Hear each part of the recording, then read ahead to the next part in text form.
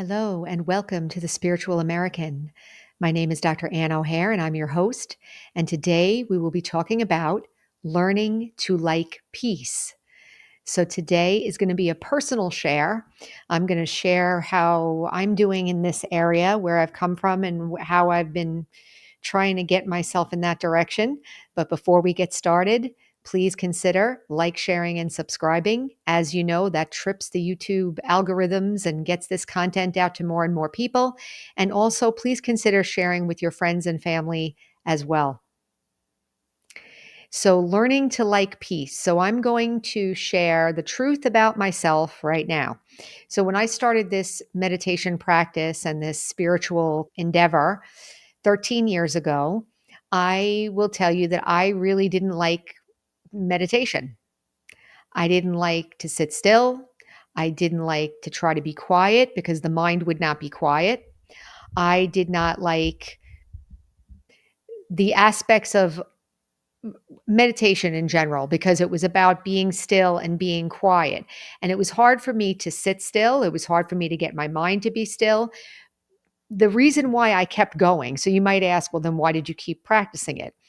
The reason why I kept practicing is because I was studying the spiritual knowledge, and the spiritual knowledge was fascinating and it made sense to me. And so it kept me interested. And I also understood what meditation was doing for me because even though I wasn't totally peaceful and I wasn't totally calm and I wasn't totally still, I was having results.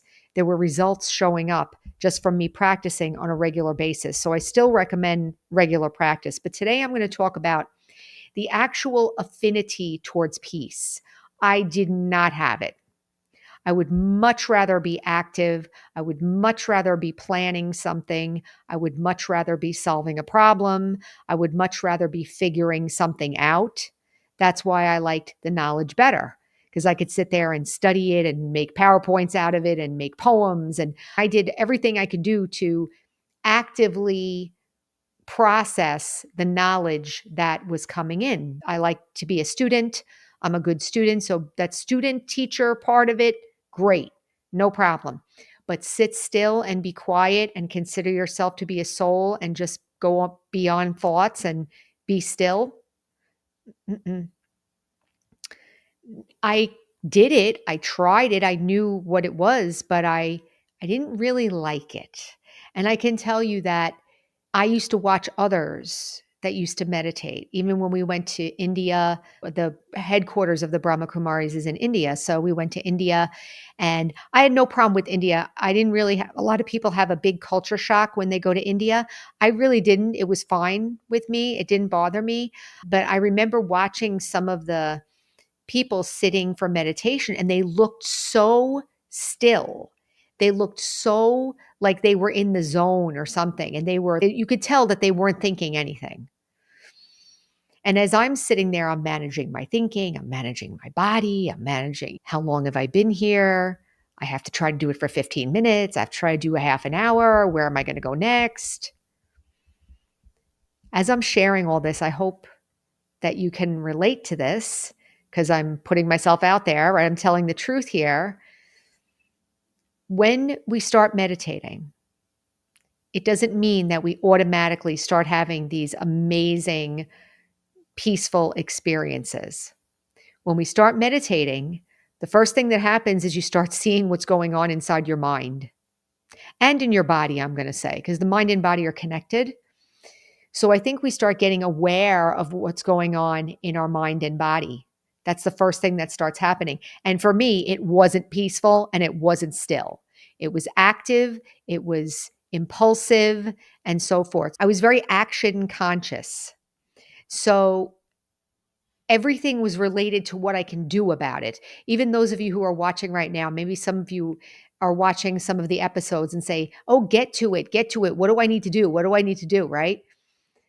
That's why I tried to make these episodes short because I don't want to keep talking for a very long time.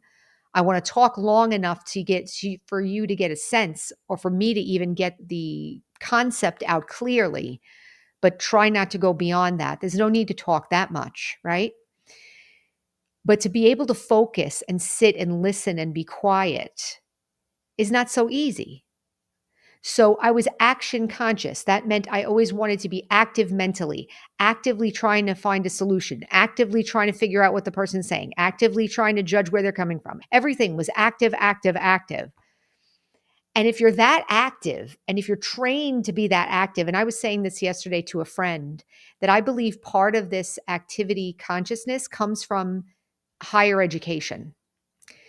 The higher your education goes, the more you learn how to be like that. That's my experience. So when you go to graduate level education, let's say, you start learning how to be very, very active in your thinking, very, very problem solving and so forth. You're able to hold a lot of information at once. All of that is fine, but it's not good for meditation. It doesn't help you at all. The part that bothered me about it the most is that I didn't like it. I did it, but I didn't like it. And I was watching others and they looked like they were enjoying themselves so much. And even my good friend who I talk to about meditation, he's always telling me how I'm experiencing this. And I mean, I have had those experiences, but the main thing that was bothering me was that I didn't have an affinity towards it. It's almost like, what is there something wrong with me? Why don't I like peace? So as I'm saying this, I hope some of you can relate to this. I can't be the only one, right? So I was action conscious. And then I put activity feels real and good to me. So it's like if I'm sitting still, there's this sense of boredom or what do I have to do next? Or it's almost like this impulsive self starts coming up. It's hard to relax. I used to think it was just the nervous system, but it's also the mind. And it's also something else that I'm going to share. And this is sharing my own experience. But so there was a lot of increased mental activity.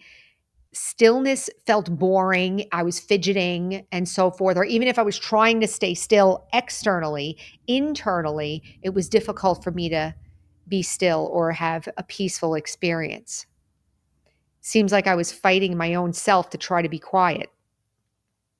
That's not a peaceful experience, right? The thought that came to me was, why don't I like it? I don't like peace. I mean, how could I not like peace? Who doesn't like peace? So, what's going on inside me? So, I'm going to share with you what I recently have discovered and to share, and also maybe this will be meaningful to you. So, I started looking at answering that question. Who is it that doesn't like peace? And I started to imagine that there's another little self in here. You could call it a little ego, a little self in here that learned that the way life is to be active. That's the way life is. That's the way life works.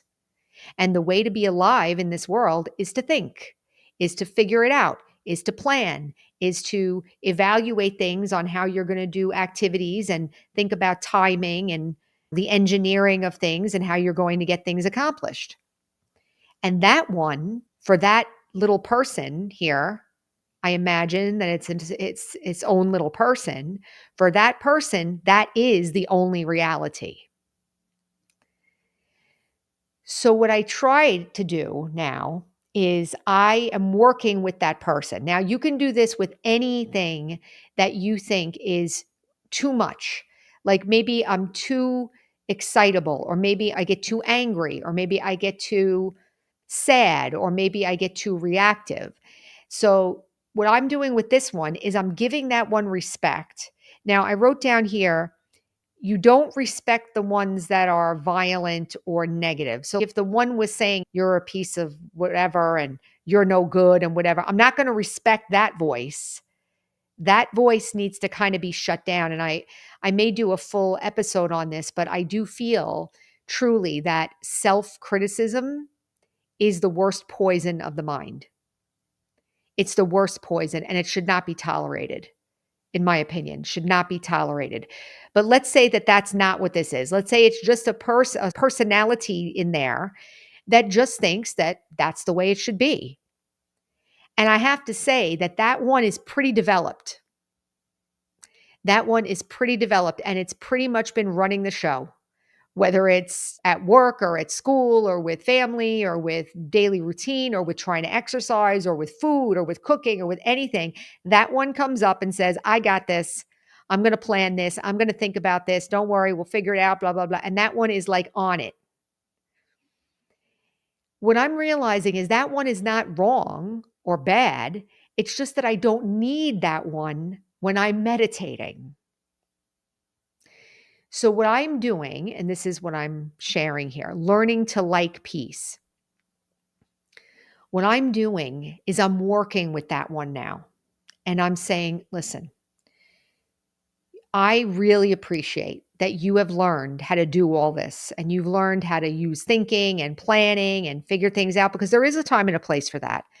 But at this moment, I would like you to please be quiet. After this time, you can come back and be active again. But right now, I would like you to please be quiet. Now, this may be a little different than what you've heard before. Sometimes you hear if you're trying to meditate and the thought comes in, you tell the thought to go or let it pass or something. I'm saying now that I'm relating to this thing like it's an actual person. It's not just a thought, it's a developed way of being, a developed way of looking at the world. And it thinks that it's the right way to do things. So, what I'm doing now is I'm coming in and I'm saying, with respect, I see you there. I know that this is what you do. I know that this is important to you. And I'm asking you now to please be quiet so that we can feel peaceful for this period of time. After this period of time, and I've been using like a time, like after 8 o'clock, you can come back and start doing your thing. But from now until whenever, like in the morning routine now, I've been trying to not, let's say, pick up the phone. I haven't been doing screens until 8 a.m. Just an example. So I told that one, I said, okay, there's going to be no screens and no active thing until after 8 a.m. We're only going to do this. And why am I sharing this? And some of you may be listening to this like, what is she talking about? Have you ever tried to change something and it doesn't change? Have you ever tried to quiet your mind and it doesn't get quiet? Have you ever tried to sit for meditation and you can't relax? Have you ever tried to change your thinking habits or change your behaviors and they don't change? What I'm suggesting, this is my practice and my experience. What I'm doing now is I'm respecting that thing. I'm not fighting it. I'm trying to understand it and I'm trying to work with it. Like right now is not the time for you to come out and do your thing. Please stay quiet with me now, and in a little while you can come out. Again, these are only for personality traits that are not negative. The negative ones, you need to deal with them differently.